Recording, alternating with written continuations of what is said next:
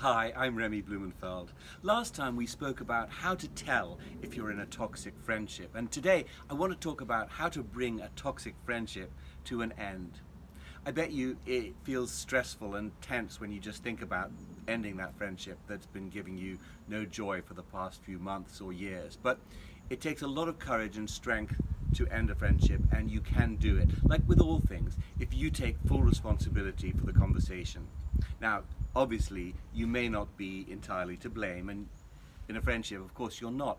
But by taking full responsibility, especially for how you end it, you will find that it goes a lot easier than perhaps you thought. So the first thing to do is to recognize your friend for who they once were in your life. Go back to the beginning of your friendship and acknowledge them for that.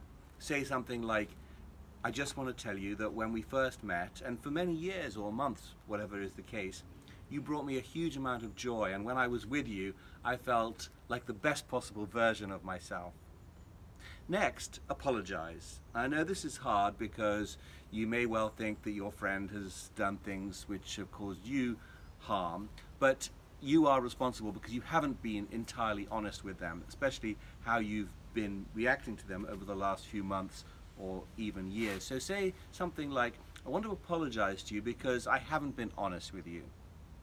Our friendship hasn't given me joy or brought me strength or enforced a sense of who I would like to be over the last weeks or months or years. And next, be honest with them about how your friendship leaves you feeling. Now, so say something like, recently or over the past few months, when we've met, I've come away feeling drained, exhausted, less of who I want to be. I feel trapped in a version of myself I no longer recognize or want to be. Whatever is true for you about how you feel with your friend now. And finally, declare a new possibility of how you would like your friendship to exist or not exist in the future. It may be that you've been seeing your friend every week when really you'd much rather see them once every couple of months, or you've been speaking to them on the phone every couple of days and you'd really like to limit that to a couple of times a year. Or it could be that you actually don't want to see them ever again, except if you run into them in the street. So whatever it is you want as a possibility for your friendship in the future, just say that. And this part of the conversation goes something like, I feel like it's time for us to transition to a new phase of friendship where we see each other just once a month. Or I now feel like I would be happier in my life, and I don't know how you feel, if we didn't see each other.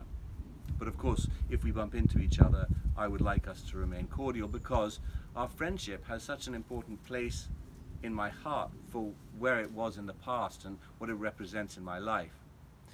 So all of those things make for a much easier conversation. You remember what they once were in your life and acknowledge them for that.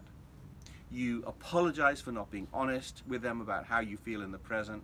You explain to them how disempowered you feel with them in your life in the present, and you declare a new possibility of how you would like to see them or not see them going forward. Now, a word of warning, toxic friends often like to claim a victory, so they may well say to you, I don't want to be your friend either, or you're saying you'd like to see me a couple of times a month, but I actually never want to see you. And however they respond in this way, they're doing you a favor, because whoever is defining the end of a friendship that no longer brings joy is actually doing a big favor to both of you.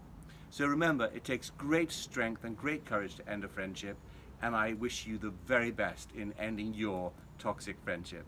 Until next time.